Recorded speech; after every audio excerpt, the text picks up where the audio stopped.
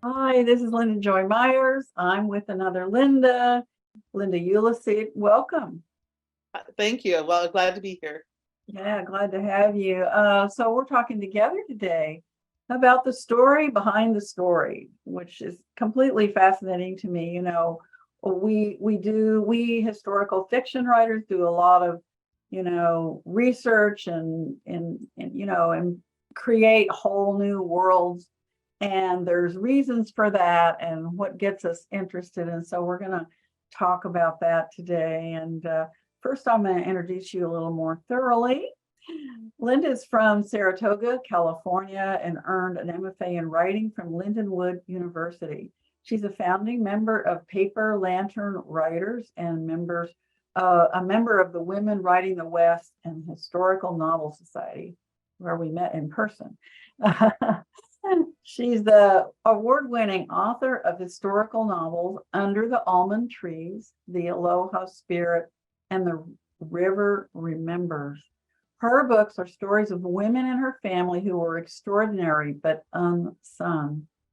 Linda is a retired elementary school teacher who now enjoys writing full-time, as well as cooking, leatherworking, reading, gardening, and spending time with her family and walking her dog.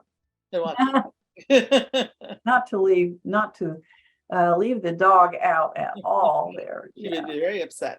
Yes, right, exactly. So clearly I love the fact that you're writing about women in your family and talk about them being unsung. So give us a little introduction to what you're writing. And I know there's 3 different books, and we're going to talk mostly maybe about the newest one, but so what draws you to historical fiction? Well, I've always loved history. And I remember running across historical fiction in middle school when we started reading. Johnny Tremain was the first one I remember reading, and I loved it. And so I just fell in love with historical fiction. I didn't really think about writing historical fiction, though. All during my childhood, my grandmother would tell me stories about the women in my family. And it wasn't until I was a lot older that I realized, those stories really should be told. And so my first book, Under the Almond Trees, was the story of my grandmother, and her great aunt. And so that was kind of the direct stories that she had told me. But she'd given me this huge genealogy of all these women in the family. And so that's kind of where I'm pulling my stories from. The most recent one, The River Remembers, was just a note on the genealogy. I had an ancestor who was born at Fort Snelling in Minnesota in 1835. And I thought, well, that seems really early for, family to have a baby at a fort. I didn't know. And so I did this research and found this incredible story woven in and around my ancestor. Oh, it was an amazing story.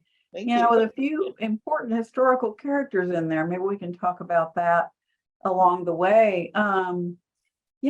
It's interesting. We're Americans, and a lot of us are writing about other places too in historical fiction, but there's a huge, perhaps unplumbed story about America. And this was early America, all those years before the Civil War, 30 years, almost 30 years. Mm-hmm. Yeah, incredible. So therefore you have a little note, and then you create this incredible book, 300 and some page book out of a little note. What's more about that? I know it involved research. It involved a lot of research, but I think as I was researching, I found all these other stories, right? I found, first of all, that Fort Snelling was kind of the happening place in the 1830s. There were anybody who was anybody came west either to visit the fort, or they even gave tours from Fort Snelling up to the Falls of St. Anthony. It was like tourists, right? And I'm like, wow, tourist industry in 1835. I mean, I was just fascinated by everything I discovered.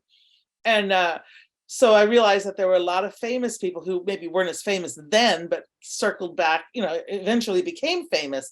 And everything I read had, wait a minute, I know that name. It was Will Clark from the Lewis and Clark expedition. Right. Zachary Taylor, who's going to become president, Jefferson Davis, who's going to be the Confederacy, right? Abraham Lincoln is in the area, and Eliza Hamilton comes through the area. I mean, it was like, who wasn't there? It was very exciting. Wow. Yeah, I was blown away. And Dred Scott. Dred Scott, yes, of course. I read. But I'll have to include him. I was reading along Dred Scott. I'm like, oh, wasn't there some historical something named after him? So I went and looked it up. Yeah. Yeah. Well, see, my story ends before the Dred Scott decision, but he actually marries Harriet Robinson at the fort. And I'm like, okay, wait, Dred Scott and his wife got married here at the fort, and their experience at Fort Snelling, which was a free territory, was one of the main reasons that they eventually decided to sue for their freedom. So, Wow. I mean, how can you not include that story? It's Absolutely.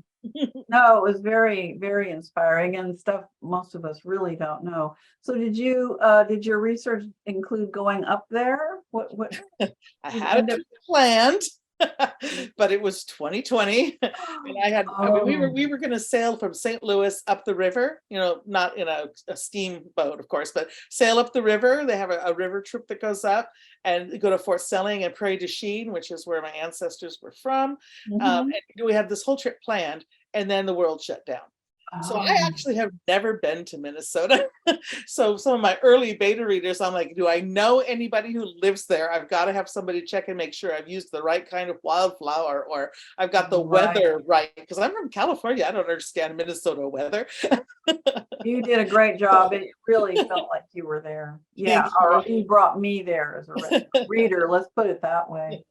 Yeah, yeah, you had beautiful details and the writing was very lyrical, particularly about, well, I like that kind of thing, particularly about the planes and about, what things look like. So congratulations. Thank you. I was sure you'd been there. I know, and people have said that, and I'm like, no, I read a lot on the internet, and I talked to people that I knew. One of the girls in my critique group is actually lives in Minneapolis, and she's actually got married at Fort Snelling. So I'm like, great. If I have any questions about, like, do I turn right when I go in the gate to get to this place, or do Yeah, little things like that you can't find online? You go in, you turn left, you turn right. What do I look at? Is this too tall for no, me to see the thing behind it? That sort of thing that you yeah. see when you go to visit that you don't know from looking online. So she was very helpful. Wow. Yeah, those details really do matter. So, so then let's talk more about research. So everything was online, or what did you end up having to do? I did a lot online, and the Minnesota Historical Society has a tremendous resources. I actually found a first person account written by my character Samantha Lockwood, written by her brother, who's obviously related to me too. And he talks about arriving in the territory in 1819 and what it was like and how he built his house. That was incredible. Talk about Oh, details of who was there and what they were doing and wow. what their relationships were like and who he liked and who he didn't like and why, which those are valuable because the historical record Unusual for a man never, to write all that. yeah, and the Yeah, historical record almost never has that kind of emotion, right? And that's what you want in the novel is who hated who, let's make it interesting. right, That exactly. was good. And Lucky then I you. also got to Fort Snelling. I also ordered some books from them about Fort Snelling, the history of Fort Mhm, Snelling, and the Dakota people and some things that they had there. The resources were invaluable. mhm. Oh my goodness. So it took a while, I'm sure, to. Yes. So then you have your little line from your great great great grandmother, and then you have the research. So then what happens? What are you doing with all of this? Well, I had way too much to put in the book. I mean, there was Mhm. so much research I couldn't even include. And I didn't want to end up being name dropping all these people that I knew were in the area that I knew people were going to recognize names, right? But so I wanted to tell the story. But what eventually came out of it was more than just the story of my white settler ancestor. I mean, it was the settlers were moving west with the traders and the soldiers with them, and they're pushing the Indians off the land. And the Dakota, the Ojibwe, and the Fox, all these tribes that are in the area, and they all reacted a little bit differently. So I found Day Setz, who is another one of my point of view characters, and her father, understood that he was going to have to learn how to deal with the white man, work with the white man. They're never going to beat the white man at anything. Mhm. So he figured he's going to have to make a path forward for his people. And then decided to go along with Lawrence Tolliver, who was the Indian agent, to build a village where they could learn to farm like the white man. Oh, Well, right. he married his daughter to Lawrence Tolliver. In fact, married all three of his daughters to white men, trying to build some kind of a bridge. which we know in hindsight, looking back, we know that didn't work very well. So But those were all real people. those were all real people. And Oh my I God. didn't know anything about day sets. There's not much about her other than that she was there and she was married to this guy and her father. So I had to kind of make that up, which made me scared because it's not my culture. And they warn you not to write out of your culture. So I researched it to death to find out what a young mother of a half-breed child would have felt. Right. And then I'm like, you know what? And then the same thing with Harriet Robinson. She was an enslaved person who arrived at the fort in 1835, married Dred Scott in 1836. This is a famous couple. A lot is known about him, not too much about her, but I, researched what was known about her, and what her feelings and attitudes might have been, and Mhm. found out that all three women kind of had the same goals in life. They wanted to preserve some traditions for their children. They wanted to make sure their children lived better lives than they did. All of things which a modern reader can relate to. I had to be careful how I presented it because it's not like any of them in that time are going to go in there and say, hey, I want to do this on my own. I want to make my own decisions, because that's kind of anachronistic. They wouldn't have done that in the 1830s. Right. So Right. in a way, researching the white settler, was just as complex for me as researching the Native American and the Black characters. So I thought you handled the characterization very beautifully, and the hesitations and the thoughts. I mean, I'm sure it was a delicate operation for you, but very understandable. And I read long ago, I read a lot of information about the trappers and the settlers in the West, a little further west than that. But the diaries, there are diaries of, well, probably mostly white people, but still, I mean, I think in a way also you're saying there's a human element in every story that's universal of what people want and what will make them happy. And, they want to belong. Well, right, here they don't belong, but they do belong, right. all of them, all three characters, including, Mhm, your main white character. mhm, She mhm. doesn't belong either. No, nobody belongs there actually, because that's the prologue. Get a lot of comments about the prologue is written from the point of view of the river. Because you Yeah, look at Mississippi River, river's seen it all. They don't care what color I you love that. in there. It's for them, it's a blink of the eye that you're going to be there, you're not going to be there. Some flood will wipe you out, some tragedy. It's no big deal for the river. And so that was kind of the whole thing. Was like, okay, whatever your issues are in the scope of history since the dawn of time, it's really not very important. So learn to get It over it, was get along. it was really, really beautiful. I thought it was a great introduction, to have the river. I mean, the Mississippi River is a character in anything written about that area, the whole middle of the United States for now hundreds of years, Yeah, actually, yeah. So I thought that was brilliant. Um, so these, so, th- so it's interesting. When did you start writing historical fiction, and what triggered you into it when you first started? When I kept thinking about my grandmother's stories, and she told me the story of her grandmother. This was a woman that I wish I had known. She was Ellen Van Valkenburg was her name, and she basically told her mother, "I'm going to marry my cousin because I love him. You can say to me, that nothing's going to change my mind." I'm like, okay, I like her. This is like 1820s when she does this, and so she was just very strong-minded. He passes away, he dies, and so she wore black for the rest of her life. In fact, she even wanted to wear black to her second wedding, but her sister talked her out of it. So it's like this is a woman who has some gumption, right? So at her second husband, she when she's pregnant with their third child in 1862, he's killed. He was a lumber man, and so he was killed by a branch falling from a tree. So she, with two small children and the third one on the way, takes over his lumber company, his paper mill, and runs it while she's pregnant. I mean, that's Wow. pretty amazing, right? Yeah. And so I had this amazing woman in the back of my head for a long time. And I said, the more I read historical fiction, I realized that how many women's stories were not being told. A lot more now. It seems to be the trend. We're finding these stories and telling them now. But I'm like, this was a really amazing woman. Mhm. Mhm. And she, talk about a single working mom in 1862. Well, there was no such Exactly. thing. Well, there was. And so I had to tell that story.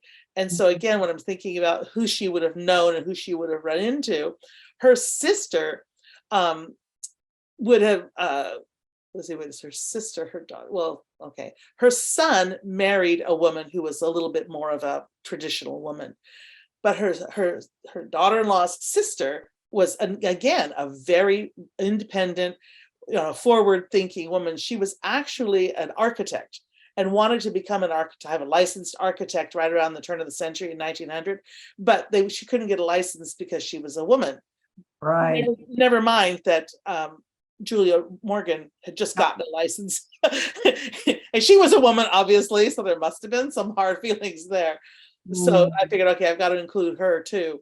And then my own grandmother, here she's got these two women who are terrific role models.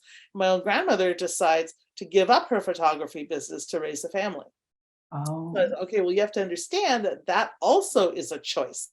A strong woman can choose to have a husband and a family and not a Right. career. So Right. that was kind of All that was kind sides. of a nod to my 70s, going to college in the 70s, when all the women who were older than me are like, we fought so you could be whatever you wanted to be. And I'm like, well, I kind of want to be a mom. Thanks, but I don't really want to be a firefighter or a Right. astronaut or whatever. I just really want to be a mom. Mhm. So it was like That's that's the a choice whole too. full circle of feminism is choice for all Exactly. without bias. Good luck, right? Yeah, but yeah, really, absolutely. Well, so you have these models and in some more than others Right. and so on. So in terms of character development, I mean, how in some you're making up of fairly whole cloth. Mhm. How do you manage character development? What do you do? I start with what I know from the family, whatever the family stories are, and I list it like in a chronological timeline. What do I know? When were they born? Where were they here? When were they here? What did they do here? So any events or times that I know. And then I look at the public record and find out what was going on in the world. So if you are doing Yeah. something and women are fighting for the right to vote, well, were you involved in that? I could look that up. Or Right. if if it was a war or was something going on, how were you involved? So I do that Right. first. And then I can find out, based on their actions during those times, I can kind of infer their attitudes, Okay. because Okay. it's the attitudes and the emotions that are important, right? Right. So I Right. have to figure out, well, is women getting the vote, is that something you're going to be for, or is that Mhm. something you're going to be against? So Right. I found with Ellen Van Valkenburg, I found that she actually knew Susan B. Anthony, Mm. because in Santa Cruz, California, where she lived, the founder of the city, Elijah Anthony, was Susan B. Anthony's cousin or something. So he had her come to the town. Well, Mm. just before that, my ancestor had sued the county of Santa Cruz for the right to vote in 1872. Well, Give me a break. woman voting, and that's 1872? What, are you out of your mind? So she had Wow. done that because she'd been running her husband's business and hadn't had any vote in what was going on. She couldn't vote on any laws that affected her business. So she's like, this has to change. So Well, that was another whole thing. Okay, well, of course she had to do that. And then I found the actual speech that she made. And mm. then, I mean, the case that where she sued, the actual, uh, whatever they call it, where they write up the decision, right? Found Mhm. that. And then I found Susan B. Anthony's speech of 1872, where she mentions Ellen Van Valkenburg by name. I'm Wow. like, oh, wow, that's cool. So obviously they met. So that was, I think you finding get the those little prize. gems is You amazing. get the prize for the wonderful little gems that you keep. Exactly. I get very excited. Well, you're also saying, I think we hold ourselves in certain opinions, however we're raised, and also the culture, what the culture is telling us. And the culture has said, okay, until 1974, nobody did any of these things or something, Right. No, you're right. example. You're right. Nobody did X, Y, or Z. And everything you've just talked about is, yeah, women were doing X, Y, Z, and A, B, and C, and all the way through the alphabet. You know, so we're sort of myth breaking, Right. Exactly. in doing the research that we're doing and finding out what we find out, particularly, in your case about women, but me too, in some of the research I was doing for the Forger of Marseille. There weren't any women listed, but if you were an artist, it was understood that you'd be a better forger because Right, you sure. understood how to draw. Hmm. So I thought that was interesting. So along those lines, though, you're telling me a little bit of structure that you use. So would you define yourself as an outliner or a pantser or some kind of combination? I always outline, and then I veer heavily off the outline very quickly. So I have to say, yes, I do outline. I do try and kind of plan. So I have some idea where the story is going. But Mhm. lots of times, like I just finished a draft of my next novel. Decided to end it like 20 or 30 years prior to where I had originally planned to end it, when I found a really great ending piece that really bookended Ah, the story nicely. So things change as you continue to research, as your characters develop. And especially when you're writing real people in everybody's lives, there are whole stretches of years that are just don't lend themselves well to story. They're boring. Nothing happens, right? I went to school for 10 years. Well, how do I tell that in scene? That's really yeah, off track and boring. yeah. So I have to either compress the timeline or decide to end it sooner. I mean, there are ways of dealing with that, as you know, but writing a real person, that makes it hard, because you don't want to scrunch all their life into 3 years or so, but you Right. do want to make sure you include the high points.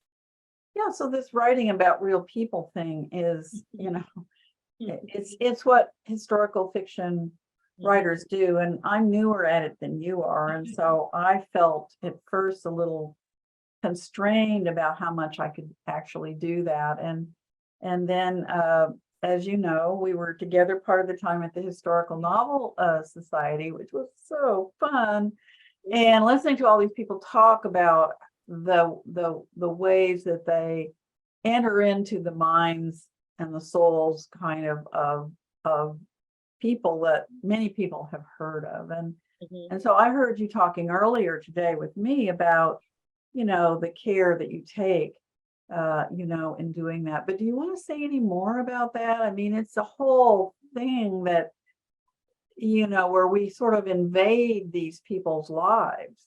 Right, it's true. Um, Samantha Lock, spoiler alert here, Samantha Lockwood's second husband, James Churchman, actually did ride the circuit with Abraham Lincoln in Illinois when he was doing this lawyer thing, riding around all the towns, which I found fascinating. But everybody tells you, if you put somebody like Abraham Lincoln in your story, you better get the details right, because so many people know every detail of the man's Right, life. right. So I just deliberately, I didn't do a scene with him in it, right? I didn't want to go that far. It was not really where my story was going anyway. Just pretty cool Right. that he was there.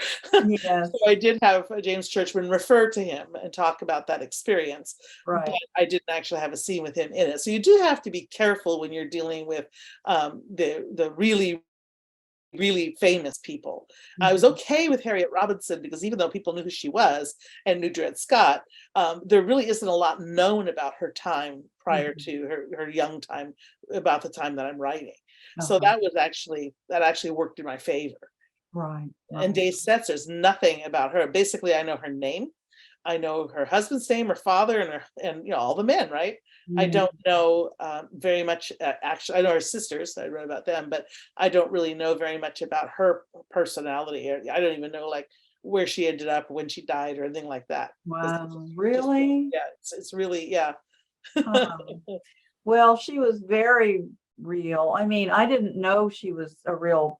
I Yeah. didn't really realize that, it didn't matter. I mean, she was real. You made her real, which was your intention, Thank and everyone in that story. And it was very well sculpted in terms of time and place, you. and how people lived and all these details. So clearly, I'm like, this girl did her research. I mean, not that it stuck out in any kind of Mhm. sticking out kind of way, but I mean, I'm a writer too. I know what you're up to.